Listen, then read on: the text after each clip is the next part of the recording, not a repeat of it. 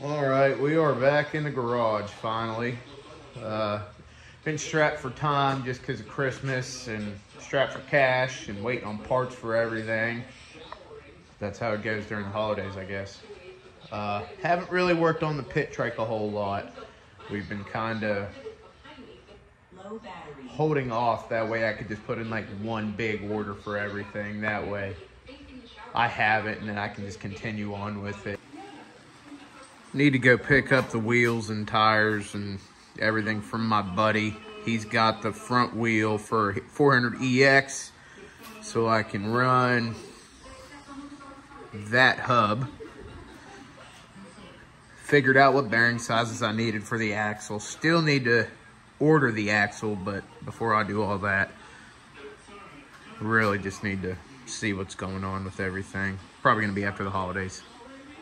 Need to get 400EX rear wheels still. Another buddy of mine, I think, has a set, so hopefully we can work something out.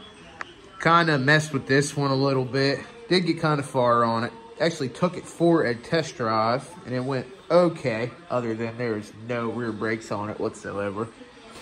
And it's pretty sketchy holding your foot down. It runs decent, and then where the muffler bolts onto the cylinder head, it decided to crack off, so that's kind of a setback for this one. So I jumped to the old Kawasaki, the old klt110, started messing with it. My father-in-law gave this to me, and the crank stripped off where the flywheel goes onto it. The threads are gone and boogered and everything. You can see right there where the pin actually that holds the flywheel into place just sheared right off. I priced a crank for it. It's a used one off eBay for like $100 and some with shipping. And the flywheel is like $45 with shipping. And again, that one's used. So I figure before I go spend any money, being that it was free, can't really screw up the crank any more than it is. I'm gonna try and do some tack welds down through here and then take my belt grinder here and see if I can't pretty much just put a permanent key on it. Hopefully. I still gotta fix the threads on it to hold the flywheel, but then you can look in there and it is pretty boogered. So I think I might try and weld that up a little bit. And I'm kind of trying to figure out what I was gonna do to kind of cut that keyway back in. So ran to my local Rural King in their little $5 and $8 bin, the red and yellow tools, and got some sawzall blades, or not sawzall blades, hacksaw blades. And maybe just carefully, a little bit at a time, take some material off and see if I can't get the keyway cut back in it. Again, I'm always gonna try and do it the cheapest route before I go spending a bunch of money that I don't have. Thank you, Christmas.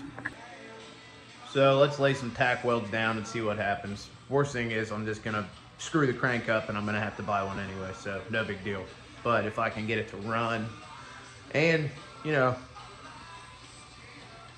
well, run, that means I can put the money into other things. The Kawasaki needs a gas tank too, needs just everything, so maybe we can save some money for some other stuff.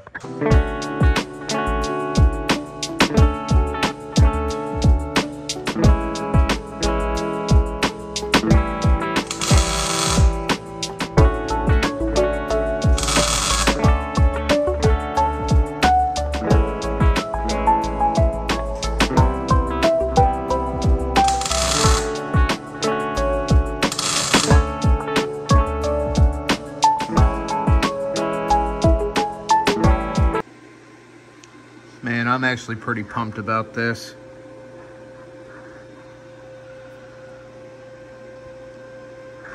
I mean, from a thought in your head to actually making it happen is cool.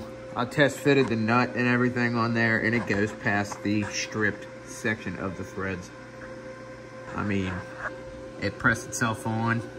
I saw online where people will take a valve lapping compound and kind of rub it on there and then put the flywheel back on, crank it down and stuff like that, probably to get it to stick better.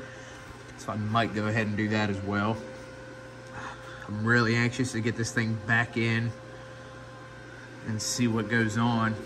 Hopefully test fire real soon.